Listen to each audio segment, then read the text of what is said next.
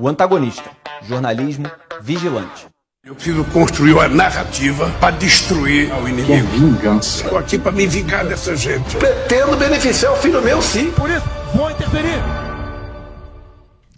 Salve, salve, eu sou Felipe Moura Brasil, sejam bem-vindos ao Papo Antagonista, ao vivo na TV BMC e no canal do portal O Antagonista no YouTube. Hoje é quinta-feira, 7 de novembro de 2024 e aqui comigo no estúdio em São Paulo, hoje, além do nosso Duda Teixeira, boa noite Duda. Boa noite. Recebemos um convidado especial, ele que foi coordenador da Força Tarefa da Lava Jato e é deputado federal cassado e hoje está no Partido Novo, Deltan Dallagnol. Seja bem-vindo aqui ao nosso estúdio, Deltan. Obrigado, Felipe. Bora antagonizar. Prazer estar aqui com você também, viu, Duda? Que a gente possa... Prazer é nosso de recebê-lo, que a gente possa, diga. Não, bora lá. Muito bem, então os destaques do dia são esses. A gente tem o convidado Deltan Dallagnol e, claro, vai tratar aqui de muitas decisões do Supremo Tribunal Federal, inclusive aquela que envolveu o José Dirceu, que a gente tanto comentou aqui no Papo Antagonista, alguma repercussão da vitória do Donald Trump. Quero ouvir o Deltan a respeito do futuro do cenário político brasileiro à luz desse resultado. A gente está aí agora se encaminhando para essa cobertura da eleição presidencial de 2026, foi capa da Cruzoé, inclusive, 2026 começou agora e, claro, mais detalhes aqui do cenário político e da própria posição do Partido Novo. Então, Robson, meu compadre, solta a vinhetinha e vamos com tudo. Aconteceu, você fica sabendo aqui. Papo Antagonista. Muito bem, começando pelo resultado da eleição americana, Deltan Dallagnol, você acredita que vai haver consequências em relação a esse resultado para o Supremo Tribunal Federal e o ministro Alexandre de Moraes? Eu acredito que sim, Felipe. E de onde que eu vejo isso? Primeiro porque os Estados Unidos eles têm a prerrogativa, por meio do Departamento de Estado e do Tesouro, de impor constrições para pessoas que praticam violações internacionais de direitos humanos. E, dentre essas constrições, eles podem proibir a viagem para os Estados Unidos, deportar se a pessoa estiver lá, podem bloquear bens e podem até proibir relações comerciais e bancárias com cidadãos americanos e com o território americano. E são sanções impostas para ditadores, para pessoas que praticam violações de direitos humanos no mundo. E uma coisa era o Biden avaliando isso. Outra coisa agora, o Trump avaliando isso, tendo do lado dele Elon Musk.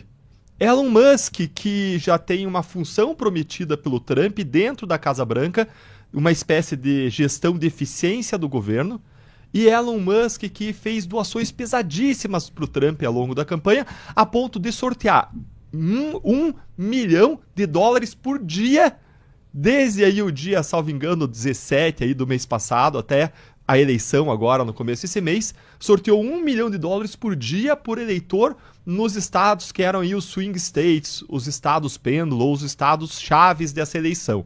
E o próprio Elon Musk que doou milhões e milhões de dólares também para a campanha do Trump. Então o Elon Musk ele tem uma voz muito forte no governo do Trump. Além disso, ele foi lá no maior podcast do mundo, do Joe Rogan, defender o Trump. Ele usou o X para defender o Trump. Ele foi um dos principais protagonistas dessa eleição presidencial. X é o X, o antigo Twitter. Deltan Dallagnol tá aqui... Moderno, eu tô moderno hoje.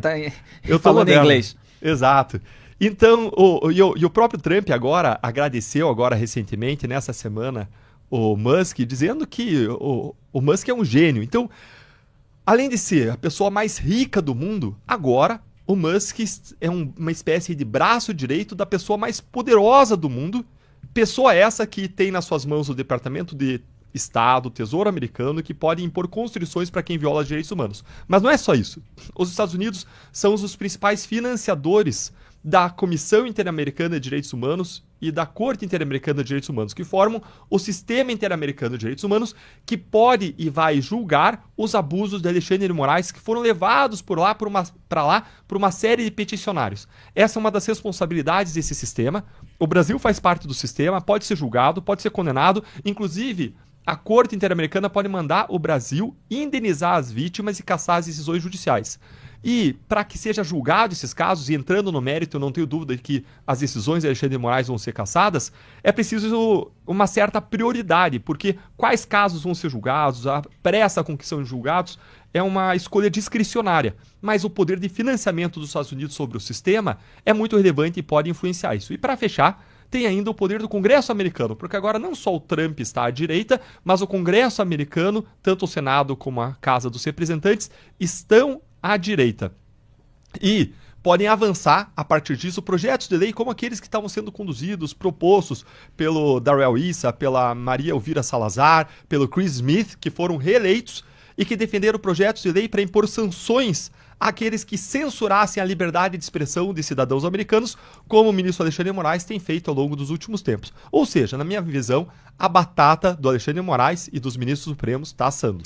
Agora, aproveitando, antes de entrar nas decisões mais recentes do STF, Deltan, queria a sua avaliação a respeito dessas decisões, já que o senhor citou o Elon Musk, que resultaram numa multa muito grande em relação ao X, depois os advogados acabaram resolvendo pagar, quer dizer, havia um imbróglio inicial com meia dúzia de ativistas bolsonaristas, o Alexandre de Moraes falou para a plataforma derrubar aquelas contas inteiras, obviamente uma decisão, portanto, que vai além das postagens específicas que ele estava considerando problemática, mesmo que os processos sejam sigilosos, a gente teve acesso a uma ou outra, e aí houve aquela recusa por parte do Musk e ele acabou derrubando a plataforma inteira no Brasil e ao longo do primeiro turno das eleições municipais.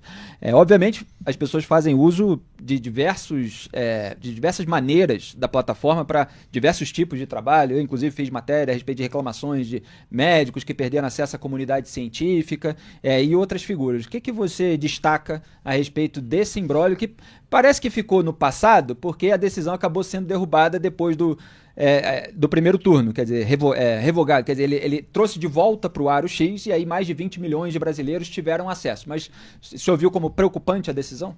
Essa pergunta é muito importante porque ela mostra o que vai passar aí dentro do coração e da mente do Elon Musk quando ele estiver tratando com o Trump sobre possíveis sanções ao Brasil.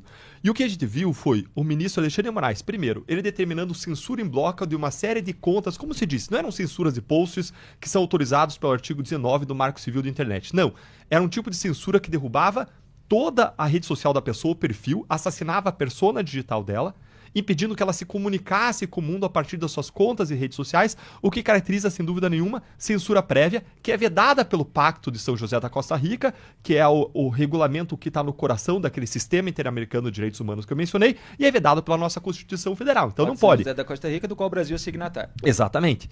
E aí, o Elon Musk se insurgiu contra isso e se insurgiu não porque ele discorda das decisões brasileiras, mas porque ele disse que as decisões brasileiras estavam ferindo o próprio direito brasileiro, a própria Constituição brasileira. E a gota d'água para isso foi quando ordens ou morais queriam que o X censurasse as pessoas, disfarçando como se fosse o próprio X, uma iniciativa do X, e não uma iniciativa de ordens judiciais.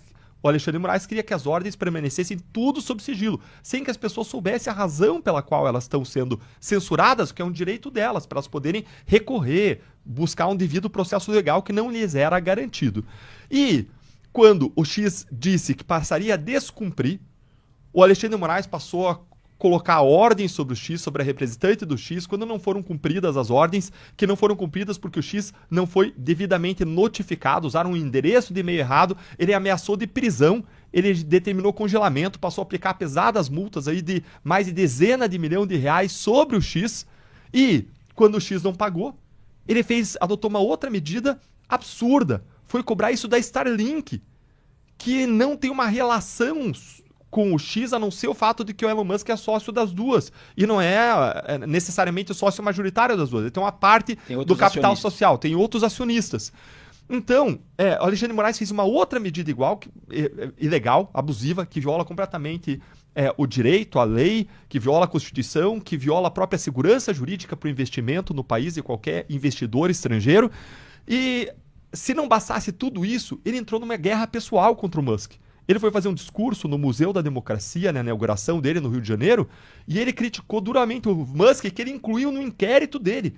Incluiu o Musk no inquérito dele, embora ele não tenha mostrado qual era a ingerência do Musk sobre as decisões que eram tomadas por executivos do X, porque o Musk não tinha um papel executivo. Ainda assim, ele foi parar no inquérito do Alexandre de Moraes, uma primeira vez ali por descumprimento de ordens judiciais, e uma segunda vez quando o Musk fez um post apontando o Alexandre de Moraes atrás das grades, dizendo você ainda vai viver essa realidade, dizendo isso para o Alexandre de Moraes, mandou investigar o Musk por ameaça, o que é um absurdo. Imagine se na Lava Jato a gente tivesse mandado investigar, incluído inquérito, cada petista que falasse que eu e o Sérgio Moro íamos ser presos um dia. Ia estar toda a esquerda presa no Brasil. Isso é abusivo, é mais um abuso. E aí no Museu da Democracia ele ataca o Musk pessoalmente, dizendo que era uma espécie de imperialista americano que vinha aqui, a partir do seu poder financeiro, explorar o Brasil como se fosse uma colônia, num ataque de natureza pessoal. Você consegue imaginar um juiz que se arroga a condição de imparcial, atacando pessoalmente o investigado, o réu? Isso é um outro absurdo.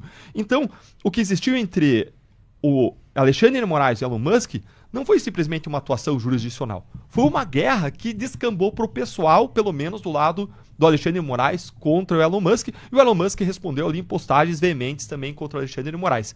Então, eu acredito que isso que você trouxe, Felipe, é razão de sobra para que o Elon Musk busque em algum momento dar o troco para o Alexandre de Moraes. E só registrar aqui para o nosso público que lá no debate público americano, assim como aconteceu no Brasil, você tem uma associação de autoritarismo, fascismo, nazismo, ao trumpismo, assim como aqui tem ao bolsonarismo, principalmente, embora esses rótulos já fossem mais antigos, por causa do 6 de janeiro de 2021 lá, aquilo que é chamado de insurreição, a invasão do Capitólio, sede do Congresso americano. Aqui, por causa do 8 de janeiro de 2023. No entanto, existe toda uma crítica ao campo da esquerda, lá como aqui, em razão de patrulhas contra a liberdade de expressão. A própria Kamala Harris estava falando sobre regulação de redes sociais, é um discurso que a gente vê os petistas fazerem no próprio Congresso Nacional e que muitas vezes camufla certos elementos de censura, para a gente dizer o mínimo. Até quando veio o projeto de suposto combate às fake news, que acabou tendo a sua votação adiada no Congresso Nacional, justamente porque parlamentares, pelo desgaste na sociedade, preferiram não votar aquilo, havia ali uma lacuna, por exemplo, sobre a agência que faria as regras serem cumpridas. E aí poderia ser uma agência a ser instrumentalizada pelo governo. Então essa preocupação, que é uma preocupação com pressuposto democrático, que é a liberdade de imprensa, também existe na direita americana em relação ao desconforto da esquerda com as redes sociais. Porque a esquerda, historicamente, pelo menos nas últimas décadas, tem um certo domínio, uma certa hegemonia nos meios de comunicação, principalmente as emissoras de TV, e ela se incomoda quando há uma concorrência e pessoas nas redes sociais podendo falar para as massas a respeito de narrativas dela. É óbvio que tem desinformação na rede social, agora o que a gente sempre aponta é que tem desinformação na imprensa também. Então, só para fazer esse contexto. Duda Teixeira. Deltan, agora, uma vez que você alguém entra dentro do inquérito do Alexandre de Moraes, não sai mais, né? E ele vai renovando os inquéritos e estão sob sigilo. Então, o Elon Musk, eu suponho que ainda está no inquérito. E a gente corre o risco de ter um assessor, de repente, especial do Trump dentro de um inquérito do Alexandre de Moraes. É isso? É bem constrangedor, né? É constrangedor. Eu fico curioso para saber se agora o Alexandre de Moraes vai incluir o Trump também no inquérito, dizendo que ele faz parte da direita, conspiração da direita contra a democracia brasileira, que é o que ele sugeriu, que era a conspiração que existia de que o Elon Musk fazia parte. Mas vamos lembrar que perto do Big Stick, do grande porrete americano, a caneta do Alexandre de Moraes parece um graveto seco. Muito bem, a gente também informou e analisou aqui no Papo Antagonista, mas quer ouvir Deltan Dallagnol a respeito da decisão do Gilmar Mendes, uma decisão monocrática de livrar o petista José Dirceu, multicondenado, seja no Mensalão, seja no Petrolão, de todas as suas condenações no âmbito da Lava Jato, de todos os processos. E ele fez isso, o ministro do STF, ignorando um parecer do Procurador-Geral da República, Paulo Gonet, que, aliás, foi indicado pelo Lula por campanha do próprio Gilmar, é ex-sócio dele. No entanto, pontualmente, acabou divergindo do ministro. O ministro alegou que tinha o direito de divergir da Procuradoria-Geral da República, muito embora os seus argumentos sejam bastante frágeis, como a gente mostrou aqui, e a PGR fez uma decisão que nós consideramos técnica, destacando que não se repete decisão para casos que não sejam iguais, porque a defesa do Dirceu estava pedindo uma extensão para o caso dele em relação a uma decisão anterior que beneficiou o Lula. Então vamos colocar um trecho da decisão do PGR Paulo Gonet. Tá aí, estender uma decisão significa repetir, podem olhar para a tela aqui, a decisão para outra pessoa. De certo que não se repete decisão para casos que não sejam iguais. Quando os pedidos são diferentes, não cabe repetir ou estender a decisão anterior. Em hipóteses assim, o interessado haverá de recorrer a outro meio para se bater pelo que entender ser o seu direito. Se fosse de outro modo, o pedido de extensão se tornaria instrumento de supressão de instância e de concentração no tribunal, com prevenção de relatoria das mais variadas causas que se pudessem relacionar indiretamente com aquela específica em que a Suprema Corte já proferiu ordem. A jurisprudência do STF é pacífica quanto a esse exato sentido lógico-jurídico. Fecho aspas. O Paulo Gonet, PGR, mostrou que os pedidos em favor do Lula e do Dirceu são visivelmente distintos, que a jurisprudência do Supremo manda indeferir pedido de extensão de decisão nesses casos e que nem corréus eles eram. Como é que o senhor que participou da Lava Jato, Dallagnol, vê o livramento do Dirceu, que era, por ser uma figura política de projeção, um expoente contra o qual havia numerosas provas e considerado o arquiteto de 2 esquemas de suborno, Mensalão e Petrolão, quer dizer, a decisão de livrá-lo, ela é, vamos dizer assim, o ápice de todo um processo de impunidade a que a gente já vem assistindo. Felipe, o que o Supremo Tribunal Federal fez foi aplicar a regra da Constituição Suprema, que eu não conheço, eu conheço a Constituição de 1988, mas o Supremo hoje, ele tem uma Constituição, ele tem uma regra que simplesmente determina que ele garanta a impunidade dos grandes corruptos do Brasil, e é o que ele está fazendo como regra para todos os grandes corruptos do Brasil, inclusive os da JBS, inclusive os de outros casos, de outros lugares, inclusive o caso do Lira, quando envolveu a Operação Hefesto, em que o Gilmar Mendes simplesmente trancou a Operação Hefesto, que envolvia desvios de kits de robótica, de emendas mandadas por Arthur Lira, exatamente para o seu estado, e Gilmar trancou com um argumento qualquer, que também era extremamente frágil, colocou tudo sob sigilo para a sociedade não ver. Então o que a gente tem visto é o Supremo, um Supremo que garante a impunidade dos donos do poder no Brasil. É a regra suprema. E mais, isso aí que o Paulo Gonet falou, valeria se valesse a Constituição, se valesse as leis, se existisse, como a gente impor hoje, um dever de coerência para o Supremo Tribunal Federal. Mas eles estão mostrando que não, que eles são supremos, que eles são a Constituição, que eles são as leis, que eles são a democracia. A ponto de a gente ter visto um outro caso na semana, que talvez valha a pena a gente comentar, dos irmãos Oliveira, em que ameaçaram Alexandre de Moraes e estão sendo julgados por atentado contra a democracia. Eu diria que Alexandre de Moraes ele pode agora se fazer de Luís XIV da França e dizer, em vez de o Estado sou eu, ele pode dizer a democracia sou eu. Mas voltando para esse caso do Dirceu, a gente viu o Dirceu ser beneficiado na Lava Jato indevidamente desde lá atrás.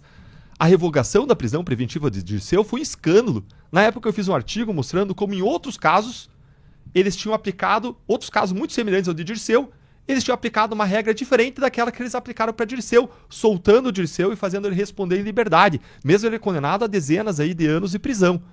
E aí agora, mais tarde, a gente vê Gilmar achando uma desculpinha, dizendo que existia um conluio. Peraí, primeiro, não existia conluio. Nós recorremos de 44 de 45 sentenças do Sérgio Moro. Mas eles alegaram que existiria um conluio porque a filha do Dirceu estaria sendo acusada para pressionar o Dirceu. Mas peraí, sabe o que aconteceu? Gilmar omitiu. Mas em relação à filha do Dirceu, o Moro nem recebeu a acusação criminal. A gente recorreu e foi o tribunal que recebeu para começar o processo contra ela. De segunda instância, TRF4. Exatamente. Os casos do Dirceu e do Lula, eles não se relacionam. O Gilmar tentou dizer que era uma escadinha para chegar no Lula, mas eles não respondem aos mesmos processos, não são os mesmos fatos, são coisas completamente diferentes, como você bem colocou, inclusive na tua análise jornalística que você fez, eu recomendo que todo mundo leia, Felipe. São casos diferentes, os argumentos são extremamente frágeis e, embora tenha apontado por palavras vazias um suposto conluio, ele não apontou quais foram os atos, quais foram os fatos, não tem substância, não passa de narrativa e de alegação vazia. A gente vai para o primeiro intervalo comercial e volta com esse assunto no próximo bloco. São só 2 minutinhos para quem está vendo pela TV, a gente fica no canal de YouTube. Até já. Muito bem, ficamos ao vivo aqui durante 2 minutinhos, vendo os comentários no chat. Deixa eu abrir aqui para ver o que o pessoal já está falando. Ellen Torres faz até o chamado superchat. Muito obrigado, Ellen. O Papo Antagonista fez uma excelente cobertura das eleições americanas e fala, Deltan sempre dá show na sua participação, parabéns. Cristiane Bruneto, Deltan é grande orgulho para nosso país. Olha aí, Deltan. Sandra Tonello, gosto muito obrigado, do Deltan. Pessoal. Ellen Torres, falando Deltan é ótimo, parabéns querida. Ao Papo Antagonista por tê-lo convidado. Almir Moreira fala, bem-vindo Deltan, é sempre um prazer te ouvir. A Gi Martins fala, já deixou seu like? Muito obrigado a todos que lembram os outros, inclusive nós, de dar o like, de propagandear, que é importante dar o like para aumentar a visibilidade da transmissão e dos cortes também quando tiver. Bruno Barbosa, um sonho distante seria botar frente a frente os ministros do STF com Moro e Deltan para debaterem esses casos. Aliás, o Deltan Dallagnol já desafiou várias vezes ministros de STF para um debate, mas eles fazem que não ouvem. Duda Teixeira, quer acrescentar alguma coisa rapidinho aqui? Deltan, eu queria fazer uma pergunta para o Deltan. Então segura a gente fazer para o nosso público total, somando aqui o pessoal do canal de YouTube com o pessoal da TV BMC. Então o Bruno Barbosa está sonhando aí com esse embate, muita gente participando e, olha aí, já estou colocando o barulhinho aqui do YouTube. Quero lembrar a todos vocês que acompanham o nosso canal que Podcast OA agora é segunda-feira, toda segunda, às 19h30, sempre com um convidado especial. Tivemos o podcast com Samuel Feldberg, a maior autoridade do Brasil em conflitos no Oriente Médio. Todo mundo que assiste diz, é uma aula. Tá lá, muitas mensagens elogiosas, vale muito a pena ver, é quase um curso de 2 anos em 1 hora, e a gente vai ter nas próximas semanas os humoristas, comediantes Maurício Meirelles, Renato Albani, muito divertida sempre essa conversa, e edificante, como os programas no Papo Antagonista. Vamos voltar ao vivo aqui para falar do Brasil com Deltan Dallagnol.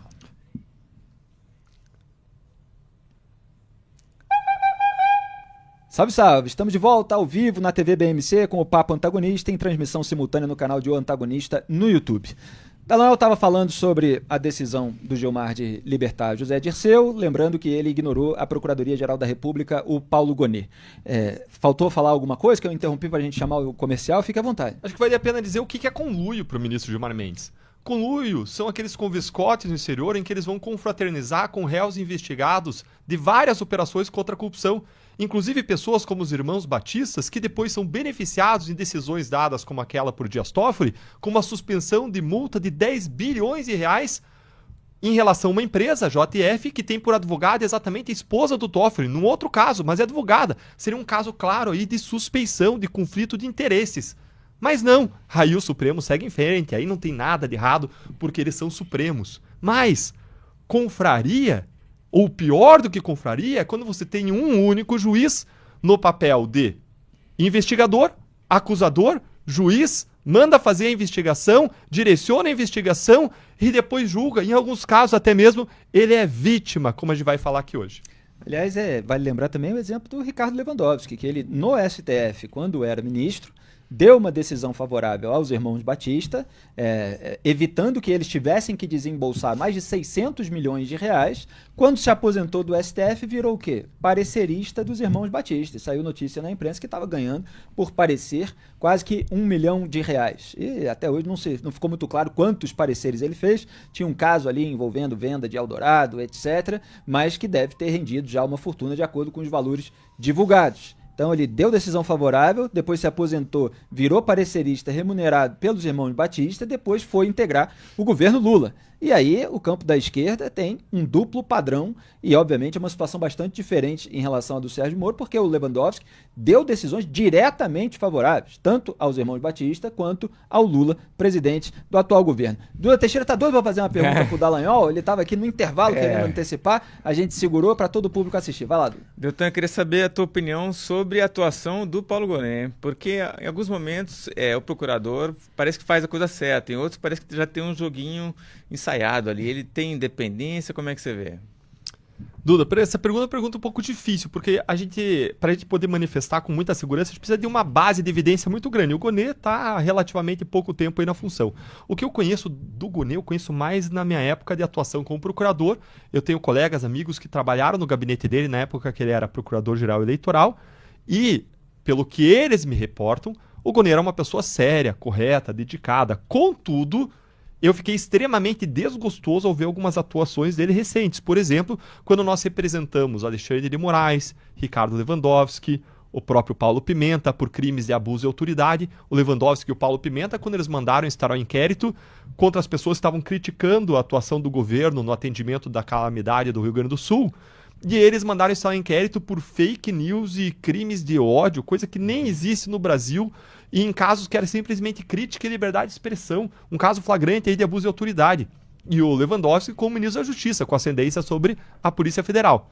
E, além disso, o Gonê também enterrou a investigação de abuso de autoridades escancarados do Alexandre de Moraes, que não pode atuar quando ele é suspeito. E conforme revelaram aquelas mensagens que vieram à tona por meio da Folha de São Paulo, aquela tal da vaza-toga, Alexandre de Moraes ele direcionava a atuação da investigação dos órgãos do TSE, ele mesmo pedia, a equipe dele pedia, aí o relatório saía com uma falsidade ideológica, dizendo que eram parceiros do tribunal, que tinham pedido, omitindo a origem, mandavam um relatório para o Moraes e ele mesmo atuava como juiz, decidindo os casos que ele tinha mandado apurar com o direcionamento que ele dava e, se você não encontrar evidências, use a sua criatividade, como algumas mensagens já mostraram. E essa atuação do juiz na fase investigatória, pelo artigo 3º-A do Código de Processo Penal, torna o juiz evidentemente suspeito. O juiz não pode fazer isso, mandar instaurar, dar um direcionamento investigatório e depois colocar o chapéu de julgador e atuar. E atuar de forma suspeita caracteriza, sim, crime de responsabilidade previsto na lei do impeachment. Fora ali os indícios de outros crimes, como falsidade ideológica, como prevaricação, como direcionamento da investigação contra a direita. Quando ele fala, queremos evidências em relação a esses deputados de direita, procurem nas redes sociais. Isso aí inverte a lógica do processo penal democrático. Qual é a lógica do processo penal democrático? Você parte de um fato e você busca identificar, em relação àquele fato criminoso, quem são as pessoas responsáveis. Quando você faz o inverso, você parte da pessoa para ver se você acha alguma coisa, isso se chama perseguição. E quando a perseguição se dá por critérios políticos e ideológicos, se chama perseguição política. E o Gonê fechou os olhos para essa realidade, o que para mim foi uma grande decepção. Em relação às decisões monocráticas, a Rosa Weber chegou a ter uma iniciativa para evitar isso, os pedidos de vista que estavam demorando muito mais, até o pedido da suspeição do Moro na Lava Jato foi um pedido que o Gilmar Mendes segurou para caso de necessidade durante mais de 2 anos, e aí quando sentiu, colocou ali pautando. Como é que você vê? Porque às vezes as pessoas também se limitam a esse problema. É claro que o senhor está criticando aqui muito mais elementos, como a gente faz também. Mas o mínimo seria que as decisões sensíveis fossem colegiadas? Seria importante que decisões mais sensíveis, especialmente as de alcance geral e abstrato, fossem colegiadas, como está proposto, inclusive, naquela proposta de emenda à Constituição que busca mudar isso.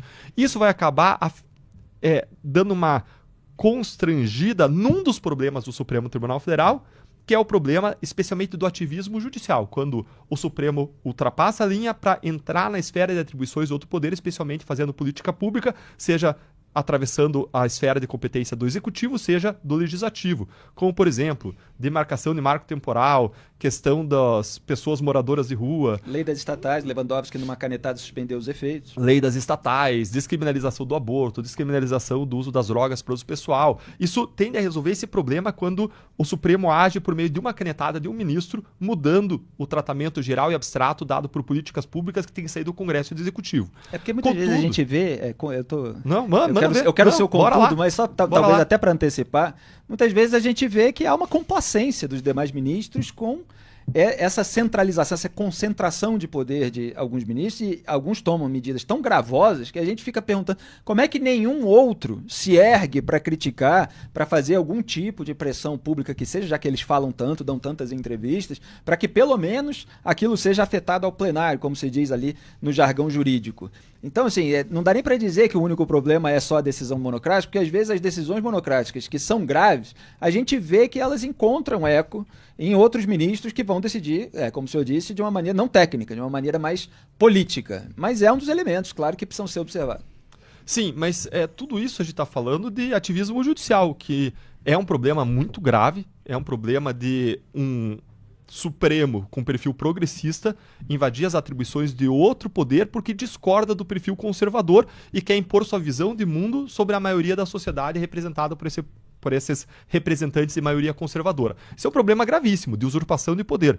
Agora, o que nós temos visto é um outro tipo de problema mais grave ainda, que é o abuso de poder do Supremo, que acontece quando se instauram inquéritos temáticos de ofício, sem nível de distribuição, não se dá acesso aos autos, não tem recurso, quando você concentra numa pessoa todas as funções, quando se condenam pessoas e acusa sem individualização das condutas e provas, por crimes impossíveis, quando existe violação à liberdade de expressão, uma censura praticamente institucionalizada, quando você tem operações policiais de pescaria probatória, que são aquilo que a gente chama de fishing expedition, quando você tem prisões que duram mais de...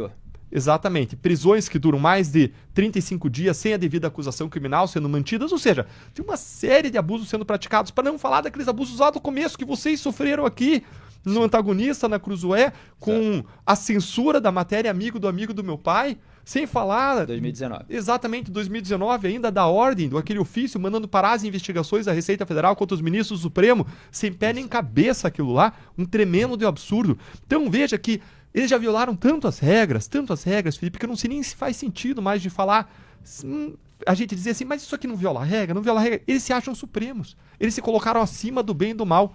Eles só podem ser freados hoje por outro poder. O direito não freia mais eles. Eles se colocaram como um império de pessoas, em contraposição ao Estado de Direito e império de leis. Nós só conseguimos frear o poder bruto, que ultrapassa a lei, por outro poder bruto. Nós precisamos hoje do Senado se impondo.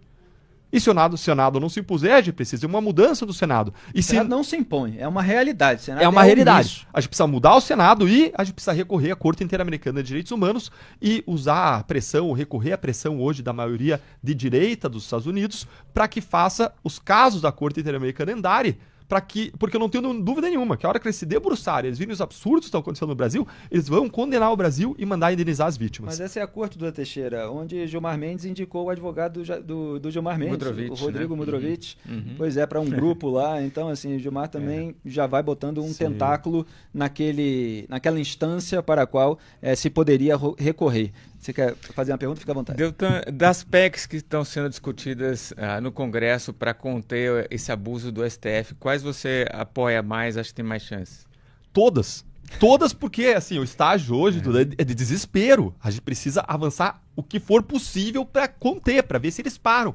Agora, o remédio correto seria um processo de impeachment contra os ministros que praticaram crime de responsabilidade, uma CPI do abuso de autoridade para investigar os ministros, naquilo inclusive que a investigação foi obstada quando eles mandaram a Receita parar e afastar auditores da Receita Federal. Esse seria o procedimento correto. Mas na ausência do procedimento correto, a gente está que nem aquele náufrago que quer agarrar qualquer tábua. Qualquer tábua que seja legítima, qualquer processo seja legítimo, que possa impor limites ao Supremo, hoje a gente tem que mais apoiar e empurrar para frente. Seja mudança de forma de escolha, mudança de mandato, seja PEC para poder barrar decisões do Supremo, que tem um caráter geral e abstrato, por uma maioria qualificada do Congresso Nacional, seja a mudança do poder e o impedimento de que sejam dadas decisões liminares não confirmadas pelo plenário, que mudem e que afetem decisões políticas dadas por 513 deputados e 81 senadores, ou o que mais colocarem na mesa, eu tendo a ser favorável, não ser evidentemente que viole a Constituição, porque o nosso lado, pelo menos, tem defendido o respeito à Constituição. Muito bem, a gente vai para mais um intervalo comercial, vai ficar 2 minutinhos aqui conversando com o pessoal do chat, já antecipo aqui um comentário da Luzarte Pereira, Deltan dá de 7-1 nos ministros do STF. Obrigado, então o pessoal está vendo aí a argumentação de Deltan Dallagnol criticando o Supremo Tribunal Federal, muita gente que concorda com os abusos que acontecem por lá, embora eles estejam sempre apontando para os abusos dos outros. A gente falou aqui da censura Cruzoé, que foi a primeira vítima dessa série do Alexandre de Moraes lá em 2019, falou da censura das redes sociais, a gente volta para falar da censura de livros. Até já. Muito bem, ficamos ao vivo aqui no YouTube com vocês que estão comentando no chat. Jorge Gomes fala, Deltan é um símbolo da luta contra a corrupção. Ademir Miranda, Supremo é político, não técnico. Paulo Luiz Viana, excelente entrevista, e dá vários joinhas. Leandro Mendonça, a Lava Jato foi a única coisa que até hoje me deu esperança em relação ao país. Nunca acreditei que terminaria assim. O alto judiciário deste país mancha o nome dessa nação. Tem um comentário aqui, um trecho que é impublicável, mas está registrado aí no YouTube. Maria Filomena Alexandre Altman, estamos fritos com esse STF. O Guilherme Corrêa faz um superchat, muito obrigado, Guilherme, pelo apoio ao jornalismo independente e vigilante. Deltan, Felipe, Duda, trazendo luz à atuação do STF, são um brinde à democracia e ao combate à corrupção. É isso aí, aqui a gente ouve, a gente traz argumentos, a gente traz elementos, tenta extrair aqui de pessoas que tiveram uma atuação nesse embate interinstitucional, o que elas viveram, o que elas avaliam, para justamente cada um poder formar o seu juízo. É o jornalismo que não fica do lado do sistema, do poder, contra todo mundo, simplesmente recebendo narrativas de cima no WhatsApp e repercutindo. A gente traz aqui o lado que o poder, que o sistema muitas vezes quer calar, quer perseguir, etc. Isso não quer dizer que a gente não tenha divergências, etc. Isso quer dizer que a gente precisa manter a vigilância. Quem está no poder agora é o governo Lula, são os ministros do Supremo Tribunal Federal, há uma dobradinha entre eles, um consórcio entre governo e STF e, naturalmente, a gente vigia aqueles que estão no poder como prioridade. A Luísa Antunes fala, precisamos passar esse país a limpo. A gente tenta fazer isso. Não é um trabalho muito fácil, a gente não sabe, aliás, o que vai restar do nosso... O que do nosso trabalho, seja jornalístico, seja na área do Ministério Público ou no cenário político, vai produzir, o que nosso trabalho vai produzir de efeitos para essa geração. Muitas vezes a gente está fazendo um trabalho de formiguinha que vai ser continuado por gerações futuras. Salve, salve! Estamos de volta com o Papo Antagonista na TV BMC, continuando o papo aqui com Deltan Dallagnol. Antes de entrar na decisão do Flávio Dino de censurar livros, só um detalhe a respeito do que o senhor falou, Deltan, foi da PEC. A PEC tem dois elementos. A PEC tenta reduzir poder de ministros do STF. Um é esse de reduzir decisões monocráticas, é mais objetivo, é menos polêmico. O outro, que o senhor citou rapidamente, só queria a sua avaliação. Maioria qualificada no Congresso Nacional para derrubar decisões do Supremo Tribunal Federal. Tem uma brecha ali que ainda permite ao STF efetivar a medida com 4/5 da Corte, mas está sendo muito questionada como algo que também fere o princípio democrático. É mais um bode na sala para passar o item mais objetivo? Ou o senhor realmente defende esse ponto como uma necessidade, com exemplo de outros países? Eu vejo hoje como algo razoável, sim, Felipe. Eu não acharia razoável se o Congresso pudesse derrubar decisões concretas do Supremo Tribunal Federal. Vamos separar decisões abstratas e gerais e decisões concretas e específicas. O que é uma decisão concreta e específica? Por exemplo, Supremo julgando mensalão, Supremo dando uma decisão sobre um caso específico, 8 de janeiro, seja qual for. Não pode o Congresso Nacional aí entrar na função jurisdicional do Supremo Tribunal Federal num caso concreto, isso não. Agora, o que a PEC está tratando não é de decisões concretas, é de decisões genéricas, abstratas, que tratam de implicações que são para o público em geral, ou seja, que tratam de julgamentos sobre políticas públicas, sobre tratamentos abstratos, gerais, dados por normas. E quem faz política pública, segundo a nossa Constituição, é Congresso e, na vertente do Executivo, executa as políticas públicas traçadas pelo Congresso e as regulamentadas pelo próprio Executivo. E o que a gente tem visto hoje é uma doença que é o Congresso Nacional, o Supremo Tribunal Federal fazendo política pública, atravessando a linha e usurpando essa competência. E eu vejo essa PEC como uma tentativa de frear esse atropelo das competências do Congresso Nacional e do Poder Executivo por parte do Supremo Tribunal Federal. Mas está delimitado ali no texto? No texto tem uma margem para que o Congresso... não tem gostei dessa decisão do STF, vou derrubar. Não, está delimitado ali questões gerais abstratas, tem ainda um quórum qualificado para que o Congresso possa fazer isso, e não é derrubada... muita gente, a maioria... Exatamente, não é uma maioria simples de metade tipo, mais um. Tipo 3/5, 4/5, alguma coisa assim.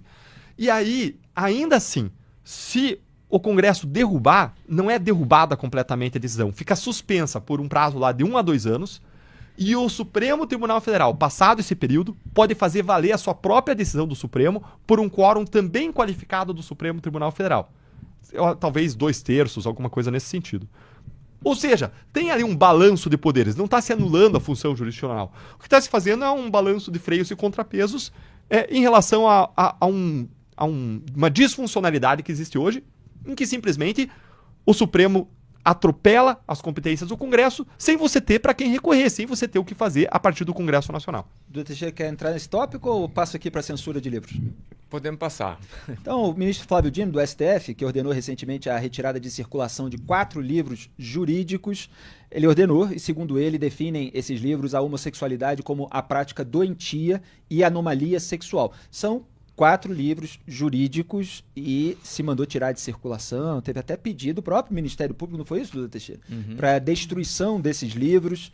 E é claro, entra ali no conteúdo, muita gente considera aquele conteúdo abjeto, etc. Isso é um elemento da discussão. Mas o outro elemento é esse poder de um ministro do Supremo Tribunal Federal, uma decisão monocrática, tirar de circulação obras literárias, quaisquer que sejam, ou a respeito de uma atividade específica, e que muitas vezes, mesmo tendo um conteúdo abjeto na visão de muitos, ou que, enfim, não pega bem para a sociedade de uma maneira geral, eles podem ser refutados, eles podem ser contestados, eles podem ser alvo de toda uma pesquisa acadêmica em torno daquele assunto. Quer dizer, existem maneiras na sociedade de se reagir a isso. Quando vem uma canetada de cima, gera um problema geral e até me parece contraproducente no sentido... porque gera aquele efeito Streisand, né, de dar mais atenção a uma obra que talvez passasse despercebida. Isso é porque eles ainda não leram o livro do Duda Teixeira aqui sobre os ministros do Supremo. Aí acabou, aí vai dar até prisão aí não vai só censurar livro, queimar... Qual era o livro, né, Duda? Sempre essa dúvida. Mas o livro foi lançado esse ano, vai demorar 15 anos para fazer isso, porque foi nesse caso, né? Demorou 15 anos para vir essa decisão do Dino, porque os livros foram de 2008. Até eles lerem, mas o teu eles vão ler, porque o teu tá gerando um bafafá aí na internet. Eu ouvi falar que todo mundo aí tá elogiando o teu livro, tá gostando muito. Eu fiquei curioso, eu quero ler, viu? STF, como chegamos até aqui, livro de Duda Teixeira. Bom demais. Então, agora, olha só, tem uma listinha de livros para mandar lá pro Supremo Tribunal Federal. Eles censuraram por conta de homofobia, misoginia, né? Mas eu tenho uma listinha de outros livros também. Se eles pegarem livros aí de pastores em geral, eles vão mandar queimar geral. Se eles abrirem a Bíblia, eu acho que o Flávio Dino vai censurar a Bíblia. A Bíblia, não sei se ele sabe, mas a Bíblia condena o homossexualismo. Seria hoje homofóbica nessa leitura do Flávio Dino. A Bíblia também tem uma visão de que o homem tem uma função de liderança dentro do lar. Tem um texto, um versículo, que fala que o homem é a cabeça da esposa. E aí, Flávio Dino, vai queimar a Bíblia? Esse também tem um atraso aí de uns 2000 anos para ele queimar essa obra, viu, Duda? Mas se for avançar essa mesma visão, se for prevalecer, a gente for estabelecer essa regra que o Flávio Dino estabeleceu, vai queimar tudo. Vai queimar vários livros. O Alcorão provavelmente vai ser queimado, eu não conheço em detalhe, mas a Bíblia certamente vai ser queimada pelo Flávio Dino. E a questão é esse tipo de país que a gente quer? Como a Alemanha nazista, que queimava os livros produzidos por judeus em praça pública, em cerimônias abertas, ou aqueles que, segundo eles, tinham uma defesa dos judeus e eram queimados, ou como a União Soviética, que queimava livros, como o fascismo italiano? É esse o país que a gente quer? Ou ainda, a gente quer colocar uma mordaça autoimposta aos escritores, porque eles não querem ser os próximos a pagarem uma indenização de 150 mil reais. A gente sabe que livro dá pouco dinheiro no Brasil, fora esses livros famosos que nem o teu aí, Duda, os livros dão pouco dinheiro no Brasil. Então, eu aposto que essas pessoas aí que publicaram esses livros devem ter ganho aí menos de 5, 10 mil reais por livro. E aí vai ter que pagar uma multa, uma indenização de 150 mil reais. Gente, eu não vou mais escrever livro, eu tô com medo de escrever livro agora. E aquele teu livro lá, cara, você falando do jeito que você deve ter falado do Supremo, eu imagino que você vai estar endividado pro resto da vida. Vamos ver aqui a alegação do Flávio Dino, abro aspas para ele. O que se tem em mãos aqui é um caso de abuso de direito fundamental e nenhum direito fundamental deve ser interpretado no sentido de autorizar a prática de atividades que visem a destruição de outros direitos ou liberdade, uma vez que esses direitos existem para promover o bem-estar e a dignidade do ser humano e não para cobertar a prática de maldades que possam ameaçar esses valores. Fecho aspas. O Dino alegou que a decisão não representa uma censura prévia. Aspas para ele de novo.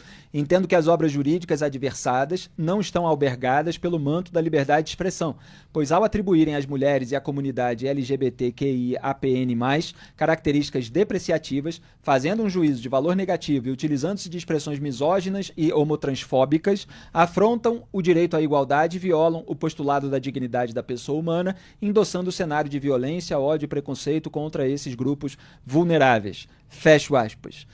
Dallagnol, o que o senhor avalia dessa avaliação do Flávio Dino?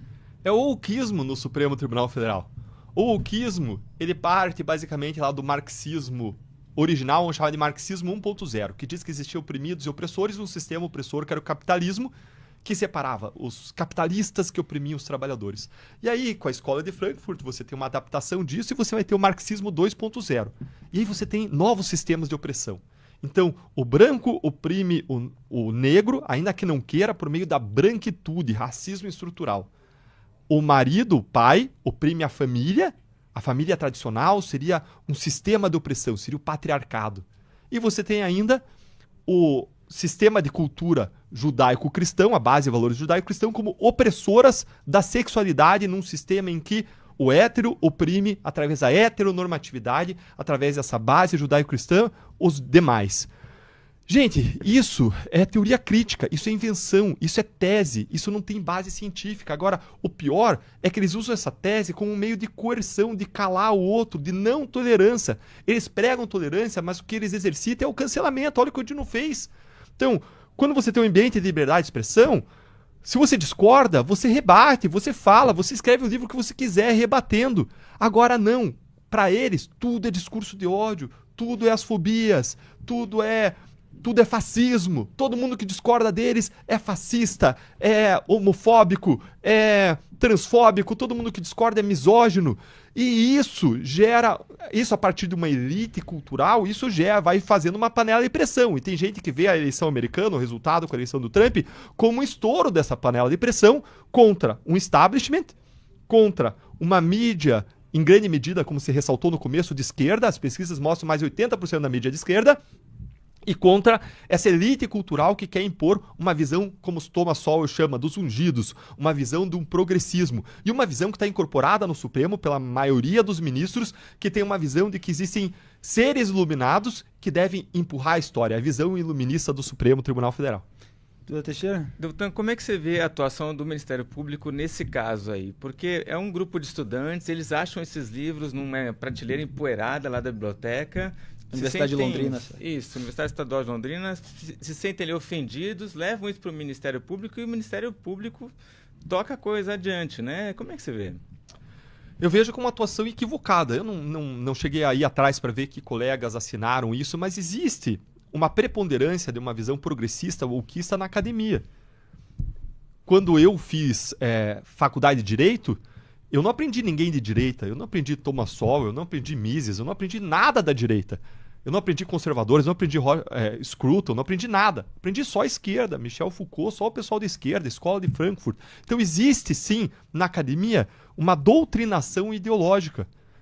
A esquerda vai ocupando espaços de poder. Daí que se fala de guerra cultural. Do mesmo modo como eles ocupam na mídia, eles ocupam na academia, e eles queriam, como você disse também no começo, Felipe, querem ocupar a mídia social e fazer inclinar a mídia social a seu favor também. Daí a ideia da regulação do projeto Fake News, que é criar um órgão governamental que tinha um efeito, não sei se era a intenção deles, eu acredito até que era, mas tinha um efeito de poder mudar a rede social, de pendular a rede social em favor dos seus ideais progressistas. Então eu vejo que saem uma série de jovens da faculdade que saem com uma mentalidade sem nem conhecer que tem outro lado, sem nem conhecer, sem nem entender essa ideia de batalha cultural, de dois lados, que saem doutrinados ideologicamente numa visão wokeista de mundo, numa visão identitarista de mundo. E aí eles olham isso... precisa só um segundinho, mais 2 minutinhos de intervalo na TV e voltamos já.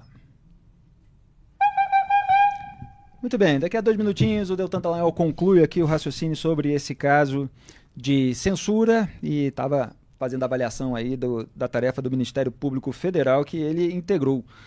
Muito bem, tem comentários aqui, G. Martins, Deltan se arriscando muito e enfrentando o sistema.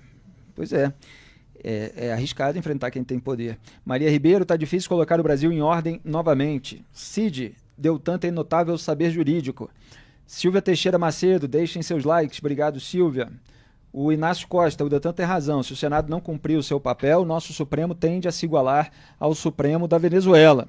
Pois é, lá o TSJ, o Tribunal Supremo da Justiça, que é a Suprema Corte venezuelana, é comandada por uma militante do partido do Nicolás Maduro, do ditador Carcilha, que era do PSUV, foi eleita vereadora, um cargo equivalente ao de vereador no Brasil, depois chegou a ser prefeita interina, teve uma carreira lá, a gente mostrou inclusive aqui no Papo Antagonista o santim de uma campanha que ela fez pelo PSUV, pelo partido do Maduro. Aqui é um pouco menos... escrachado assim, mas são figuras muito próximas do grupo político e do partido. Agora, com o caso do Lewandowski no governo, está um tanto mais escrachado. A Luísa Antunes tinha falado que precisamos passar o país a limpo. Enfim, muita gente comentando aqui, elogiando a entrevista, a nossa conversa. Duda, queria... Manda um recado para o nosso público que está acompanhando. Olha aí, meu livro, propaganda. Olha o livro, o merchan do Duda garoto, aí Teixeira. sim. Obrigado, produção. Grande Como momento. chegamos Fala aí, até Duda, aqui? sobre essa capa. Eu quero saber, Duda, me conta, como chegamos até aqui, Duda? Eu tô adorando o Deltan falar aqui do meu lado e falar abertamente tudo isso, porque uma das dificuldades escrevendo esse livro é que tem muita gente que realmente tem um medo enorme de falar, né? Gente dentro do Ministério Público, dentro dos tribunais, muita gente falou comigo assim, off, do tipo, não bota o meu nome. Então, é bom, assim, sabe? É um alívio ver que você pode falar à vontade. Agora, porque eu tô fora. Eu vou te contar de um colega que eu encontrei hoje. Vamos voltar. Salve, salve. Estamos de volta com o Papo Antagonista na TV BMC. Doutor Dallagnol estava concluindo aqui o raciocínio a respeito desse caso da censura de livros, decidida pelo ministro do STF, Flávio Dino, mas pedida pelo Ministério Público Federal, Deltan. Isso, eu estava falando que existe uma doutrinação ideológica a partir de uma visão ideológica de que para você libertar as pessoas de todo tipo de opressão e para que exista uma liberdade plena, você tem que simplesmente destruir as instâncias intermediárias que ficam entre o indivíduo e o Estado. Só assim o indivíduo vai ser livre. Porque as escolas, a família, as igrejas, todas as associações, elas criam regras sociais, costumes, tradições. Isso tudo seria opressor. E para você libertar nessa visão da esquerda, você tem que destruir essas entidades intermediárias. Isso gera uma anomia e você cria um Estado super poderoso. E aí você tem ainda esses procuradores que entram e que a gente não aprende na faculdade que tudo é uma troca. A gente aprende como se existisse absolutos. Então o cara vai defender o direito ambiental lá, o procurador recebe a missão de defender o meio ambiente, cara, ele vai e a todo custo. Ele não percebe que quando ele defende excessivamente o meio ambiente, se ele for levar ao extremo isso, você não implanta um comércio, uma indústria, você não produz bens de consumo. As pessoas não entram no direito com uma visão de mundo adequada de que tudo é uma troca. As pessoas acreditam que existem soluções ideais para problemas. O Thomas Sowell fala muito bem disso no livro Ungidos, também naquele outro livro muito famoso dele, Conflito de Visões. E as pessoas não saem com essa visão. E aí ele sai lá e você bota lá e o cara vê, nossa, isso aqui é errado, misoginia, e o cara sai com uma visão numa carreira doutrinada, na minha perspectiva, sem conseguir ter uma compreensão de mundo mais ampla e sem perceber que quando ele defende isso, ele está minando o coração da liberdade de expressão. E o próximo passo é você distribuir livros históricos como aqueles que eu mencionei. Bom, como esse é o último bloco do Deltan Dallagnol, que tem que pegar o voo aí, sempre na correria desse dia a dia tão atarefado, vamos falar do resultado das eleições municipais de 2024. Deltan Dallagnol está no Partido Novo, ajudando a formar lideranças, até onde eu sei. Como é que o senhor avalia o desempenho, os prefeitos que foram eleitos? E, aliás, que características que o senhor vê em comum nessas cidades em que o Novo conseguiu eleger o seu representante? O Novo, para quem não conhece, é um time de pessoas, ele é bem diferente dos outros partidos, porque você vai numa reunião do Novo, você tem muito mais cidadão, membro do partido filiado, que não é político e não tem intenção política. É um conjunto de pessoas mesmo que querem mudar o país. Nosso coração é composto por 3 coisas: honestidade, busca de competência, políticas públicas sobre evidências, em terceiro lugar, coragem para enfrentar os abusos dos donos do poder. Por isso o Novo é o partido que mais peticionou, mais representou contra Alexandre de Moraes até hoje, é o Novo. Mas é do novo Marcel Van Hatten, que propôs a CPI do abuso de autoridade na Câmara e coletou 171 assinaturas. É do novo Eduardo Girão, que propôs o impeachment do Moraes, coordenou isso lá no Senado Federal. Então o Novo tem essa visão, ele defende vida, liberdade, família, combate aos abusos do Supremo, do governo Lula, defende combate à corrupção, defende geração de emprego e renda, defende liberdade de expressão e colocação de bandido na cadeia sem uma visão de bandidolatria.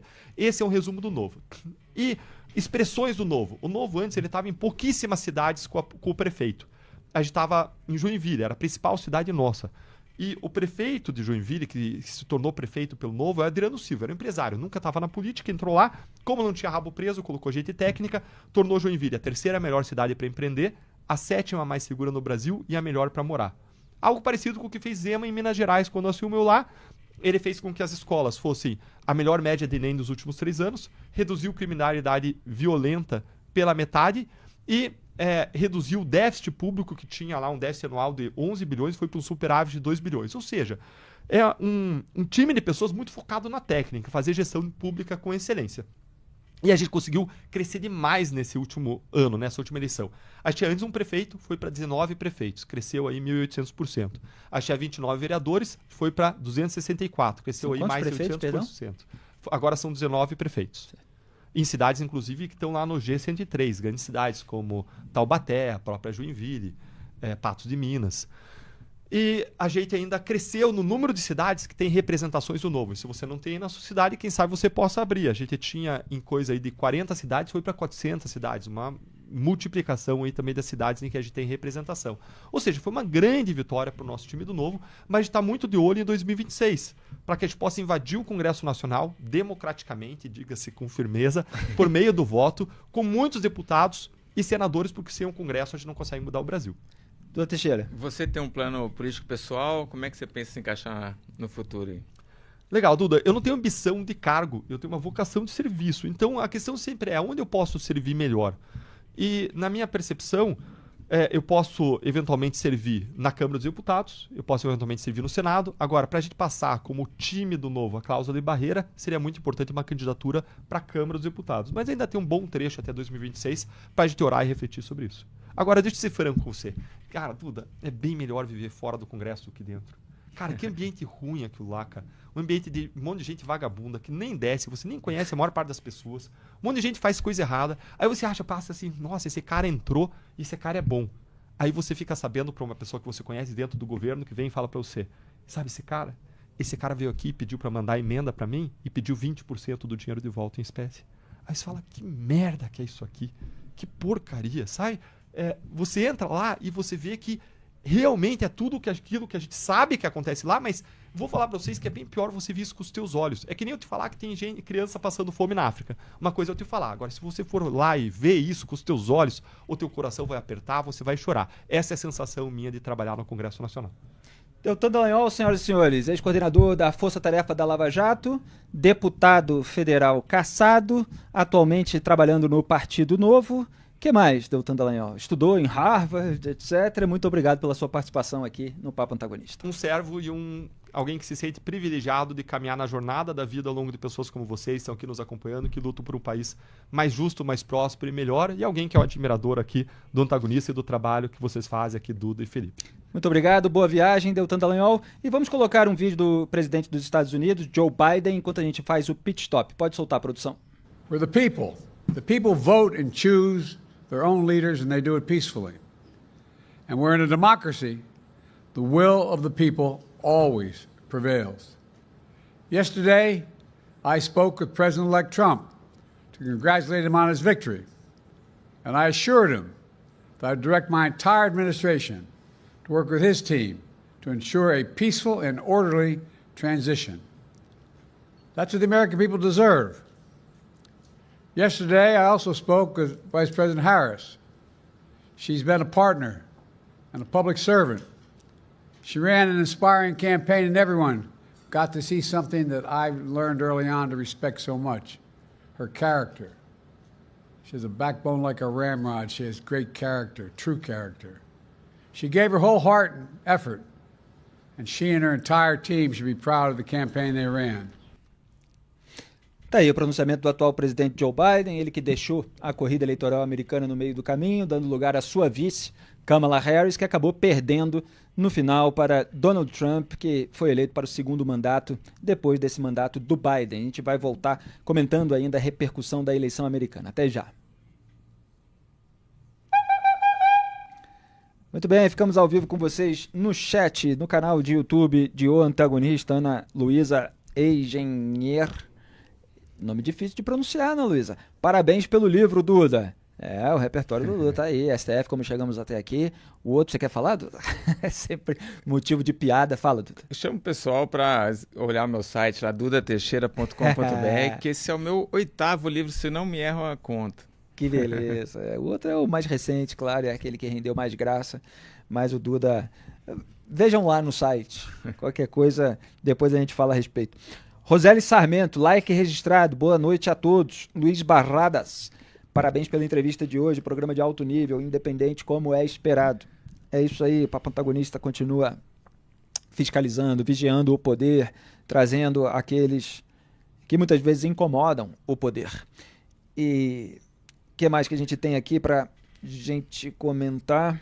Seguimos na nossa cobertura do resultado da repercussão da eleição americana. Vamos trazer aqui as nossas reflexões. Inclusive, hoje é quinta-feira, certo? Amanhã é sexta, amanhã tem Cruzoé. Então, quem ainda não assinou, quem não se tornou membro pagante de O Antagonista e Cruzoé para apoiar o jornalismo independente e vigilante e receber materiais de qualidade e interagir ainda mais com a nossa equipe, assinem lá, tem todos os caminhos em cruzoé.com.br.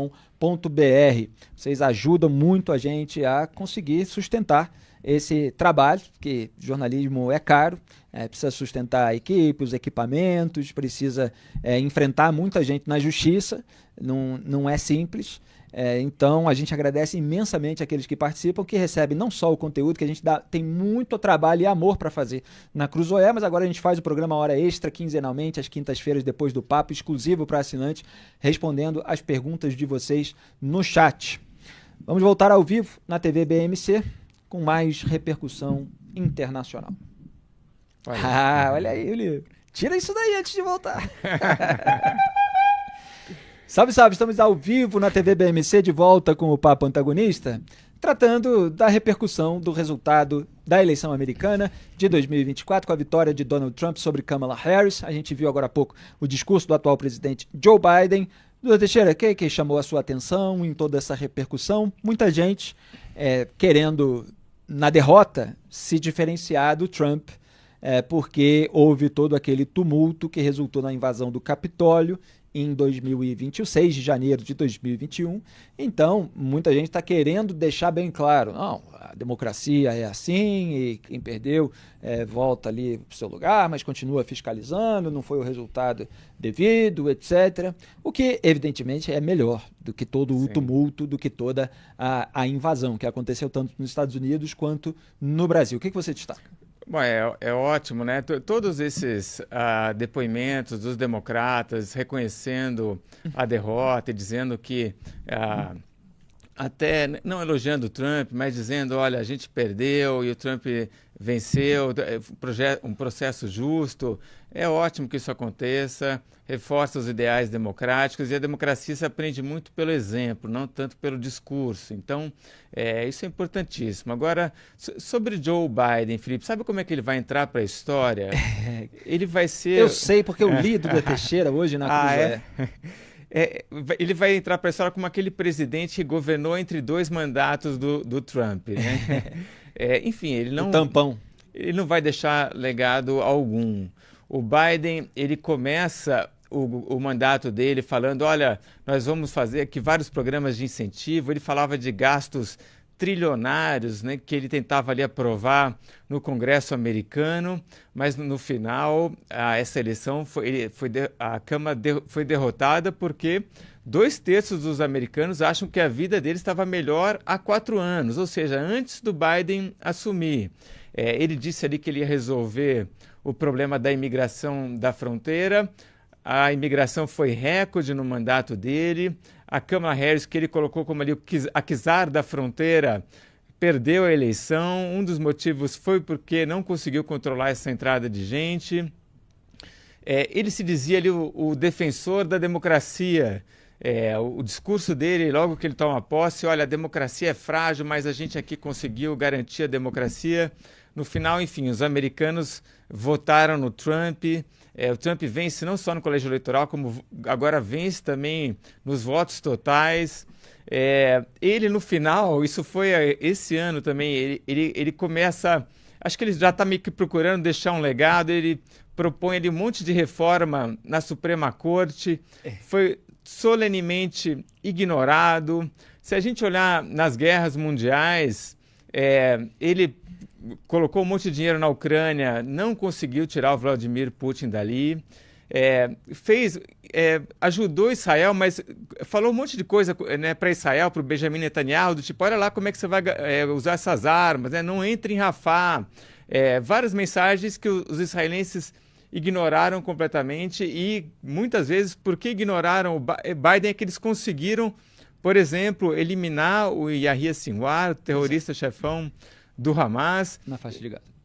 Na faixa de Gaza. Enfim, não teve... e ainda Não vamos esquecer, uma das coisas que o Biden sempre quis era retirar os Estados Unidos do Afeganistão.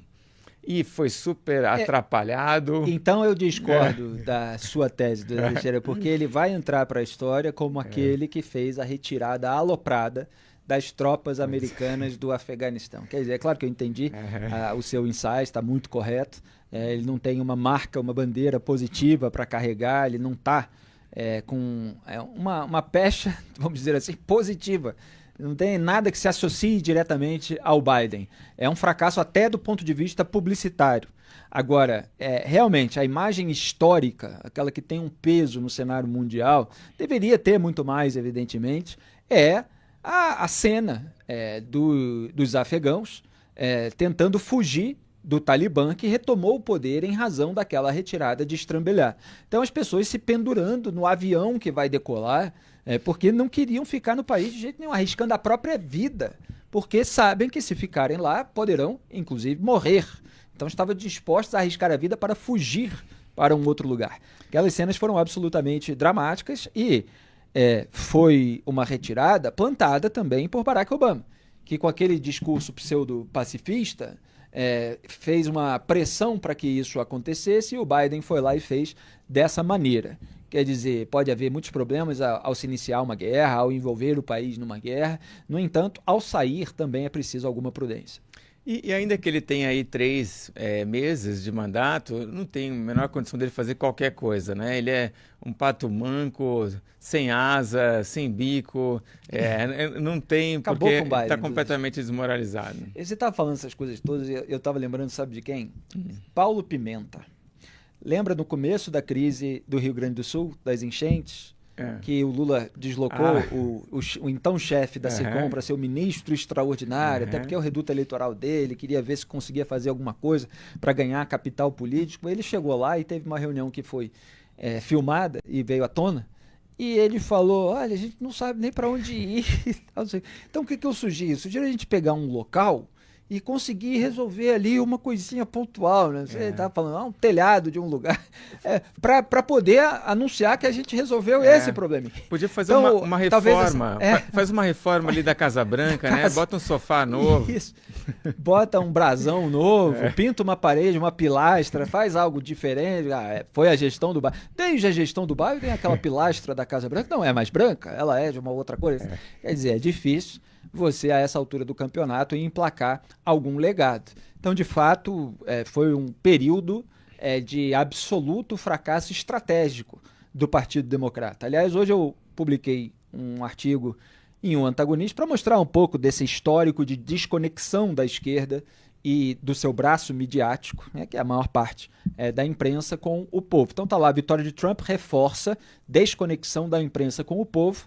Eu faço um apanhado daquilo que eu apontei de análises eleitorais ao longo dos últimos anos, faço um apanhado daquilo que a imprensa apontou, aliás, só coincidiu o discurso da imprensa com a tendência eleitoral em 2020 e 2022, foi justamente quando Joe Biden ganhou de Donald Trump e Lula ganhou de Jair Bolsonaro, o que mostra, né, e nós estávamos apontando como o Trump e o Bolsonaro tinham perdido capital político, tinham muito menos chances, o que mostra que a imprensa tem, e aí, quando eu digo a imprensa, é claro que tem exceções, a gente está falando da maior parte, a gente está falando principalmente dos colunistas, que tem esse viés à esquerda,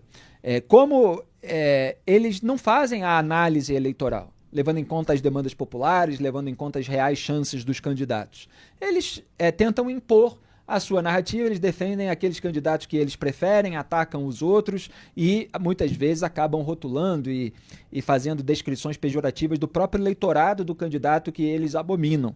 Então, às vezes, a suposta análise, o discurso militante, na verdade, coincide com os ventos políticos, mas não é em razão da fundamentação de uma análise, não é em razão dessa visão certeira, é a coincidência eventual entre o discurso militante e a realidade, a despeito, evidentemente, dos seus excessos, das suas distorções de sempre. Então eu lembrei muito daquilo que eu escrevi em 2016, quando não era modinha essa história de analisar as grandes chances de Donald Trump numa eleição. E é realmente impressionante, eu evito usar essa palavra porque a gente não se impressiona com mais nada, mas ver que em 8 anos A esquerda e o seu braço midiático não aprenderam nada. Tudo que eu falei em 2016 aconteceu de novo agora, e de uma maneira ainda mais aloprada. Quer dizer, a Hillary Clinton chamou de deploráveis, não deu certo, vai o Joe Biden e chama de lixo.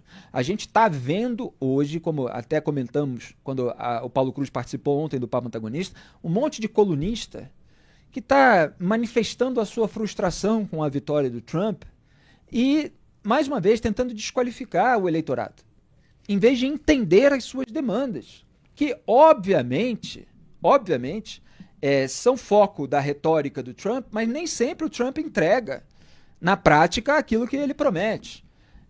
Óbvio que há algum tipo de ruído aí entre a demanda do eleitorado e a prática de alguém como Trump, como havia em relação a Jair Bolsonaro, chega no governo, faz outras coisas. Quer dizer, busca atender a uma demanda com uma retórica política eleitoral. Só que a esquerda estava completamente desconectada desses anseios da população. Principalmente ali, uma classe média, principalmente aqueles trabalhadores que não estão nem aí para essas pautas identitárias, climáticas, eles querem saber da melhora da qualidade de vida no dia a dia. E já tiveram uma chance antes de fazer a reconsideração, porque o Trump tinha vencido em 2016. E naquela época, alguns intelectuais publicaram livros falando, olha, não adianta a gente ficar com essa pauta identitária, se de repente chega um cara e fala para a classe média, para essas pessoas que agora estão sem emprego, que não têm diploma universitário, que estão tristes com a economia. Esses livros foram publicados, foram lidos. Então, algumas pessoas na esquerda ou na centro-esquerda fizeram uma análise correta do que aconteceu em 2016. Agora, parece que aconteceu, o Partido Democrata ignorou isso completamente e manteve a mesma rota, o mesmo rumo. E aí, agora, realmente é uma situação calamitosa dentro do partido.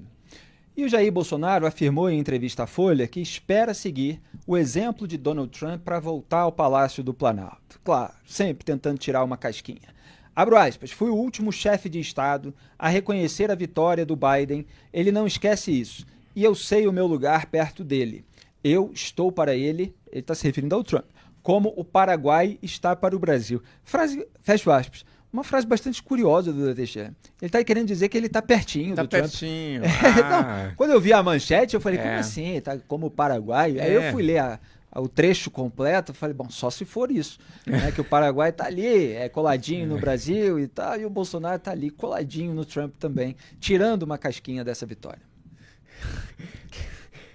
Bom, eu fiquei pensando também o que seria a ver com o Paraguai, né, mas, bom, o Bolsonaro quer voltar, obviamente, ele se declara como candidato.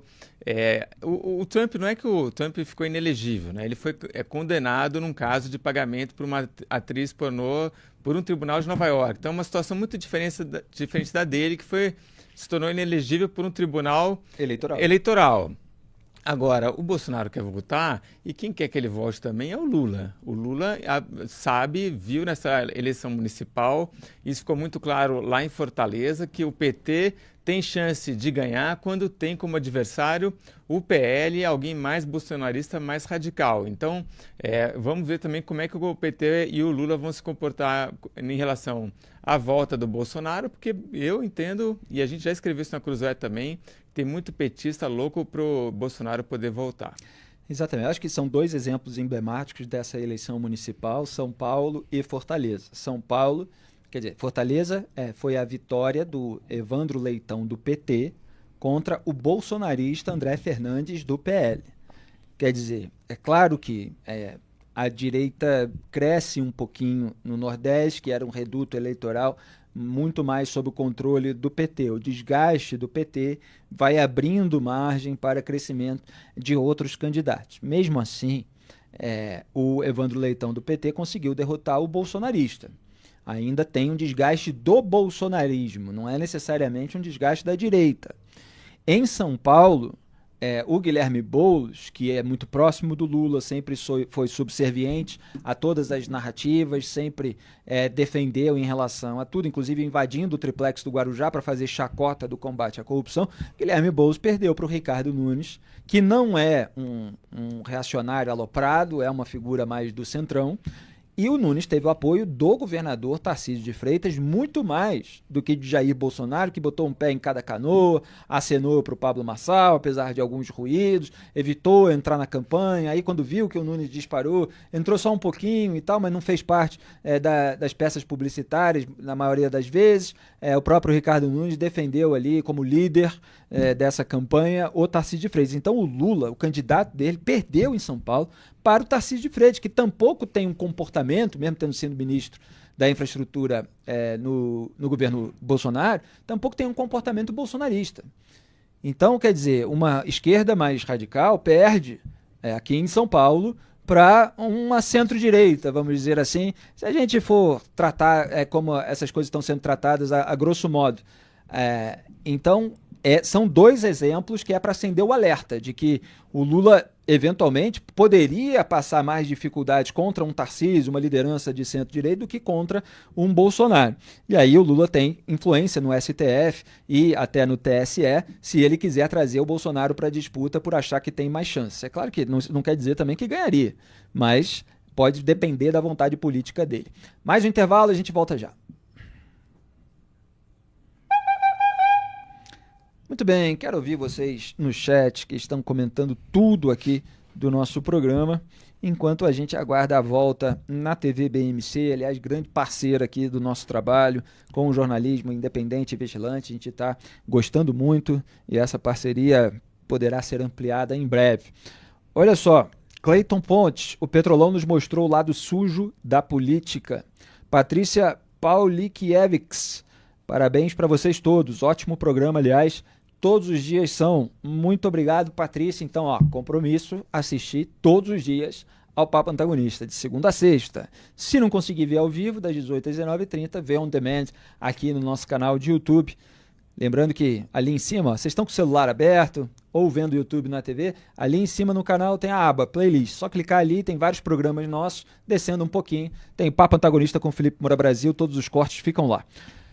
Simone Guerra, moro nos USA, moro nos Estados Unidos, e a inflação, a violência, os juros, a população de rua aumentaram muito.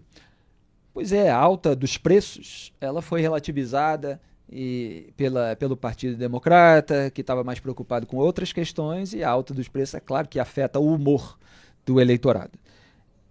E tem outras questões, como a violência.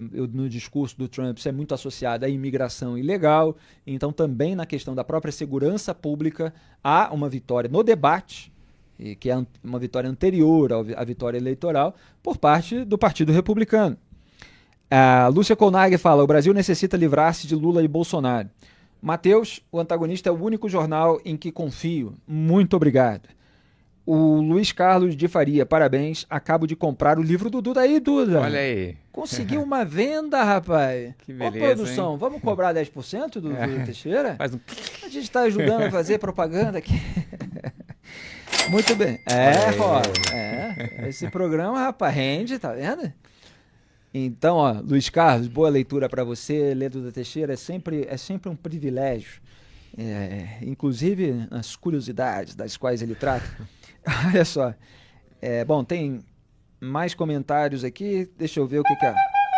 Vamos voltar ao vivo, né?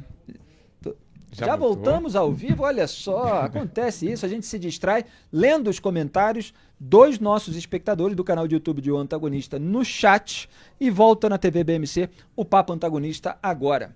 Então, Duda Teixeira, o que mais que você vê de repercussão dessa vitória eleitoral do Trump?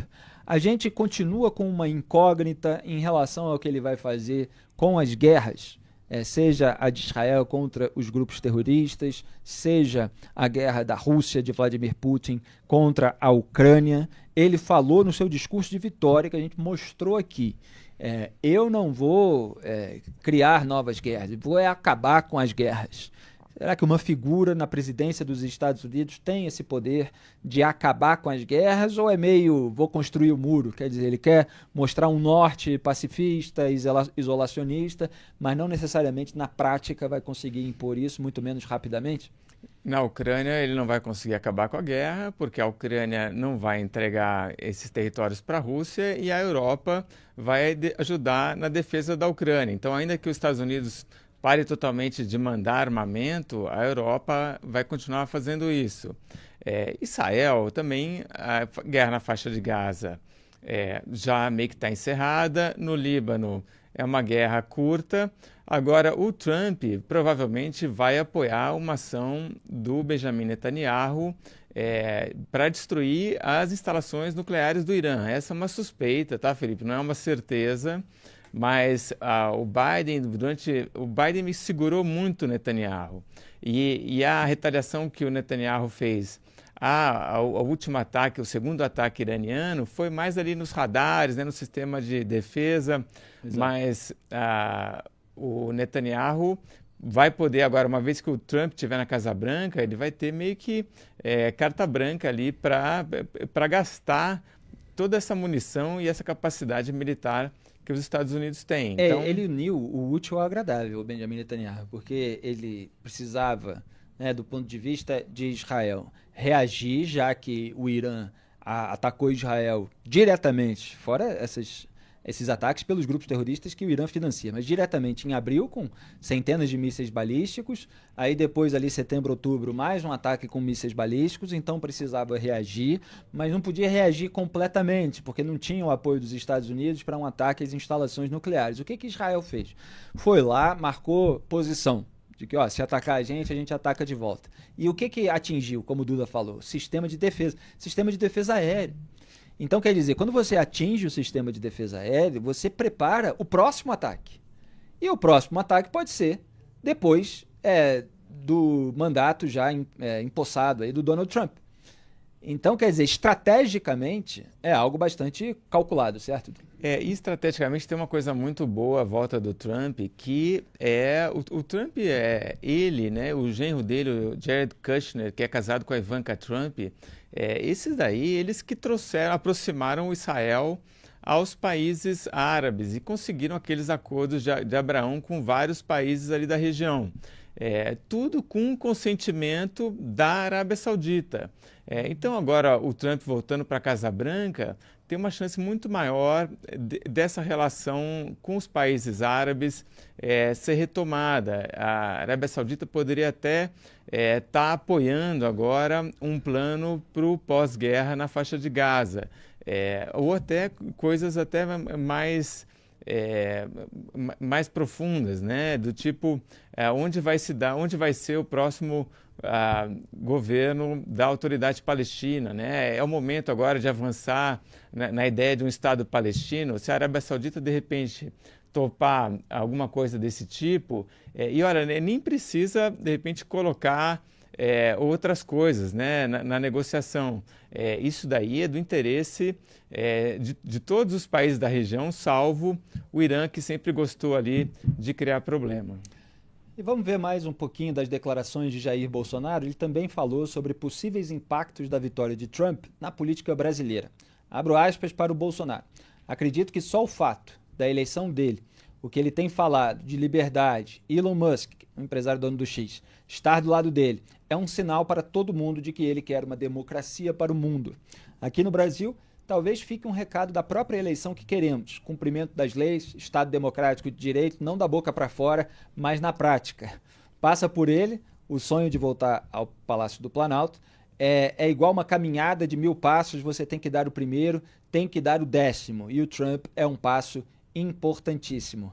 Esse trecho chega a ser até engraçado, porque cada lado tem uma retórica, e claro que a gente cumpre aqui o dever de trazer quais são os elementos factuais e cada um poder formar o seu juízo, mas é trabalho do jornalístico fazer esse filtro da retórica política.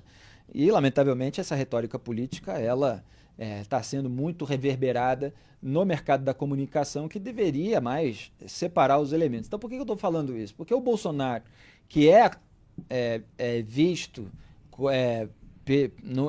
na maior parte do mercado da comunicação, e claro, pela esquerda, como uma ameaça à democracia, ele está ali exaltando o Trump por resgatar o Estado democrático de direito. Ele fala, não da boca para fora, mas na prática. Quer dizer, colocando, Duda Teixeira, ele próprio, Jair Bolsonaro, como um representante verdadeiro da democracia na prática. E a esquerda como aquela representante da boca para fora, etc., que só faz a pose. Claro que há nuances aí. Bolsonaro, ele buscou instrumentalizar também órgãos de fiscalização e controle quando teve interesse em blindar a família, puxou lá do fundo do Ministério Público alguém mais alinhado a essa visão progressista, que foi o Augusto Aras, criticado inclusive por essa turma da Lava Jato. Ele extinguiu a força-tarefa. O Bolsonaro não atuou de uma maneira mais incisiva para dissuadir todo esse pessoal que estava fechando estrada, indo para a porta do quartel, que depois foi para o 8 de janeiro de 2023. Então, tem muitos elementos aí para crítica ao Jair Bolsonaro nessa seara. É claro que a esquerda banaliza essa crítica, porque historicamente fica chamando todo mundo de fascista, de nazista, e o Paulo Cruz ontem aqui estava falando até dessa natureza da esquerda, desde séculos atrás, quando surgiu esse conceito. Então, Duda Teixeira, o que você acha aí dessas acusações recíprocas? Eu estava, na entrevista com o Deltan, eu citei aqui que a direita americana, como a brasileira, ela vê a esquerda como uma ameaça à liberdade de expressão, de crítica, de imprensa, que são também pressupostos de um regime democrático. E a esquerda vê essa entre aspas, direita, como uma ameaça à democracia e em razão de não aceitação de resultado eleitoral, etc.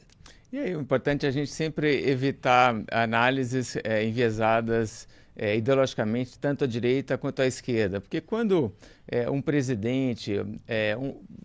porque muitas vezes as pessoas acabam até aceitando alguns abusos ou algumas atitudes autoritárias em nome do seu próprio lado político, né? Então, tipo, e do combate ao outro lado. Exato.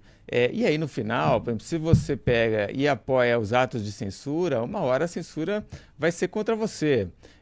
E isso é uma coisa que vai contra a própria pessoa. O Lula, no passado, ele criticava muito o Supremo Tribunal Federal, né?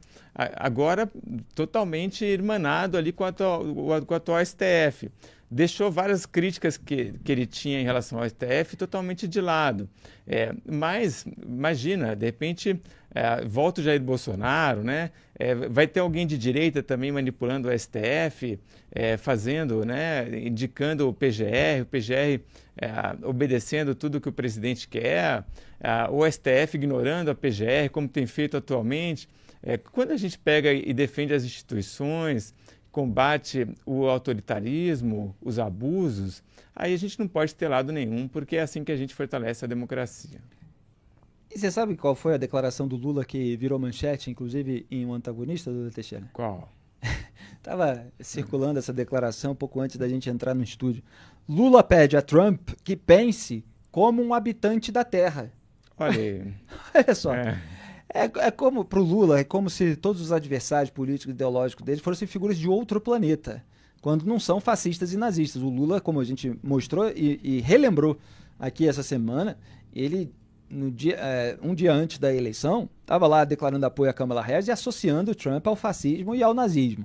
Agora ele quer que o Trump pense como um habitante da Terra. Teve uma figura aqui no X, o Alexandre Galvão, falou assim, e quem vai pedir ao Lula para fazer o mesmo? Mais uma pergunta para o Felipe Moura Brasil. É uma ótima pergunta. Agora, a gente não está aqui para pedir ao presidente para fazer nada. A gente está aqui para descrever, para criticar.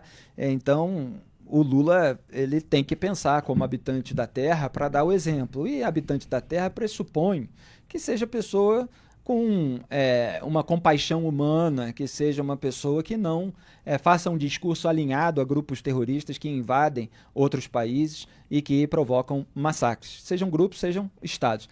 Amanhã tem mais Papo Antagonista às 18 horas ao vivo. Continuem acompanhando nosso trabalho e muito obrigado a todos. Tchau. Eu preciso construir uma narrativa para destruir o inimigo. Vingança. Estou aqui para me vingar dessa gente. Pretendo beneficiar o filho meu, sim. Por isso, vou interferir.